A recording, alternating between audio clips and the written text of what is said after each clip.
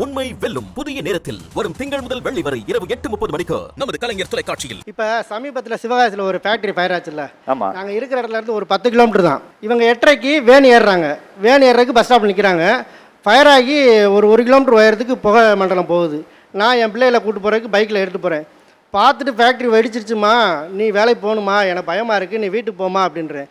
போடா கடவுள் பார்த்துக்குவார். நாங்கள் இருந்தது அருப்புக்கோட்டையில் வந்து ஒரு 4 பசுமாடு வச்சு நாங்கள் வேலை பார்த்துட்டு இருந்தோம். ஓரளவுக்கு ஸ்டேஜாக கொண்டு போயிட்டு இருந்தோம். சரிங்களா. சிவகாசி எங்களுக்கு சொந்த ஊர். அங்கே வந்து கொஞ்சம் ரீச் ஆகி பட்டாசு தொழிலில் எனக்கு கொஞ்சம் ஆர்வம். அப்படிங்கும்போது இன்றைக்கி கொஞ்சம் வளர்ந்து இன்றைக்கி நான் ஒரு கடை வச்சுருக்கேன். நான் கடை வச்சுருக்கேம்மா, என் கல்லால் நீ உட்காருமா, உட்காந்து நீ கல்லால் காசு வாங்கி போடுமா அப்படின்றேன். அது நீ உன் சம்பாத்தியம் நீயாட்ட இரு, எனக்குன்னு ஒரு சம்பாத்தியம் வேணும் அப்படின்னாங்க. 2 பசங்க அவங்களுக்கு இருக்காங்க. 2 பேர் பள்ளிக்கூடம் போயிடுறாங்க. அவங்க 2 பேர் கடைக்கு போயிடுறாங்க. நான் ஒரு ஆள் மட்டும் அங்கே இருந்து வீட்டுக்குள்ளே டீ பார்த்துட்டு என்னால் இருக்க முடியலப்பா, மேல் ரொம்ப கடன் எடுக்குது. அந்த ஒரு காரணம் நான் வாட்ட நான் போகிறேன் அப்படின்னு சொல்லி கீழே இந்த உட்காந்து இந்த அட்டையை மடித்து பின்னடிக்கிற வேலை. போகையில் வேணும், வரையில் வீட்டுக்கிட்ட வந்து விட்டுறாங்க. இது உனக்கு என்னப்பா கஷ்டம்? நான் இப்போ போனதுனால இப்போ வரப்போ இத்தனை சனத்தை பார்த்தேன், நான் வீட்டில் இருந்து இத்தனை சனத்தை பார்க்க முடியுமா அப்படின்னு சொல்லிட்டு நான் போய்கிட்டே இருக்கேன்.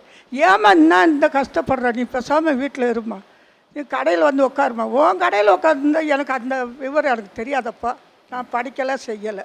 நான் வாட்ட நான் போய் நான் வாட்ட வரேன்.